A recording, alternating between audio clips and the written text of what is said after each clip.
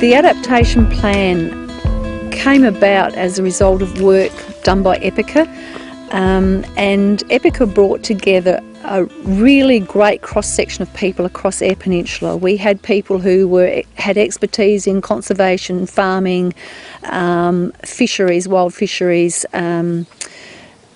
lots of different angles, local government, infrastructure. And that plan hinged on targeted engagement. So we had 30, 35, 38 people in the room, but they were people that we asked, or that had multiple hats. They were people that we asked to commit time to this project and see it through over an 8-month period. Over the 3 workshops we introduced a new methodology called adaptation pathways, and it's the first time it's actually been brought from a highly complex theoretical process down onto the ground and have people of the Eyre Peninsula fill in what they see as their adaptation options. So that when the whole process was finished, those people would go back wearing their various hats and have some influence in their community with it. And it really recognised that the communities are linked, our economies are linked right throughout, and our natural environment's linked as well. So we really had to look at that next step of how we tied a lot of that together. We invited stakeholders, like senior government people from Department of Health, SES, DCSI, working together to develop some practicals. And we also invite some practical supporters like Migrant Resource Centre, Migrant Health Service to working together with us. And also we invited the community leaders and local council people to working together. So we took the view that we really couldn't say the words vulnerability and our community wouldn't accept that sort of language. And so because every farmer on the Eyre Peninsula believes that they're really innovative and they're smart and they're intelligent and they're leaders, and they are. And so therefore they wouldn't see themselves as being vulnerable to climate change or climate variability. They would see themselves as in some way, shape or form always being able to be adaptive. So we had to ensure that we could speak in the right language with them, or they just wouldn't talk to us. We don't necessarily talk about climate change. We don't necessarily talk about, 20 centimetres, 50 centimetres of sea level rise, because people sort of look at you and go, well, there's, tidal movements every day. So the same thing to some degree with global temperatures, say 2 degrees increase in global temperatures, and they look at you blankly and say, well, it was 24 yesterday and it's 36 today. So it's outside of perhaps that scientific realm, it's hard for people to kind of get their heads around what it actually means for them. We knew water was a very, very important part of climate change adaptation. So our adaptation project was split into 2.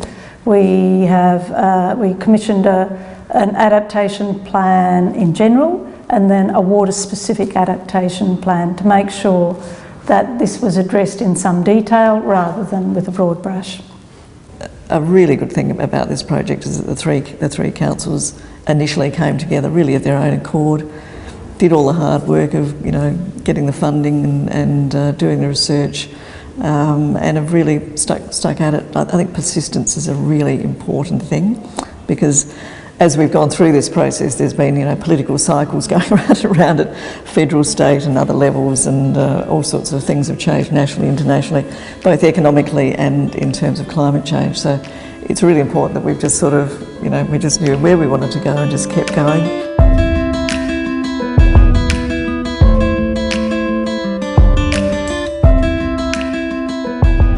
We're at a really exciting stage now. We're at the implementation stage, so we've just finished our regional adaptation plan. It's been adopted by each of the 4 partner councils that are involved in Resilient South. But the Resilient South Regional Adaptation Plan is more than just about the councils. It's got responsibilities in it for everybody in the region, and that's the state government, the Australian government, business and industry, and the community at large. We're needing to work very closely with the state government agencies. The state government actually own a lot of the land as Crown land throughout this region. And we're also needing to work with private sector such as Flinders Ports and the major ports and infrastructure managers and providers as well. We need to help people understand that it's really common sense and it's in their own best interests, and that there's, that we're not out there trying to sell them something they don't need or don't want. We've just started working like this in the outback with the mining supply chain. If one part of the supply chain was really hit hard by high winds or something like that, then it affected all the way down the chain, and people were suddenly going, oh well, I can't afford to be out of action for 3 weeks. Once you started talking about real money and productivity and profitability, that made a big difference. If I look at just for our farm, certainly that long-term outcome, considering that we need to, modify soil further or take no-till a step further or try new varieties, continue to seek something that will cope better with increased frosts or with increased temperatures at flowering time.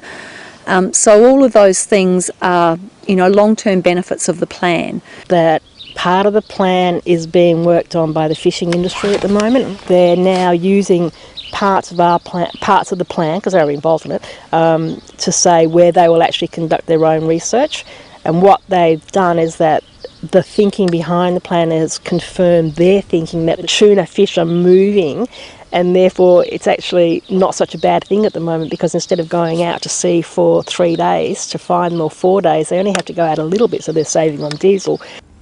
So after 2009 heat waves, we have working together with Eyre Health to develop a threshold temperature detection. So that is threshold provide evidence for SES and Eyre Health, DCSI, to working together to issue an early warning system. With the mining people, I got the distinct impression that they were taking very seriously right now 2 main impacts, which one surprised me. One is heat, and we can imagine heat stress on lots of different things. But the other one was extreme events, particularly flooding and wind, because I hadn't actually taken that into consideration, in that a flooding event wipes out not only exploration and the mining site's productivity, but also the roads and the transport and the port and the shipping. So they're taking those 2 very, very seriously, and they're not waiting for government policy platforms to call it climate change. They're actually looking at how they adapt to it now. We've got the methodology. We've had some successes in developing it and improving it. We actually need to get that to the adoption stage at the ground level. Because of resource constraints, I can't see that happening in 10 minutes. But nevertheless, it can be part of business as usual, for example, of an NRM board or a regional development board, and certainly for local government in its risk management space. So we can start having wins in those spaces. Over time, people will start to understand they need to reprioritise resources, and we will see an increased movement of resources into the space.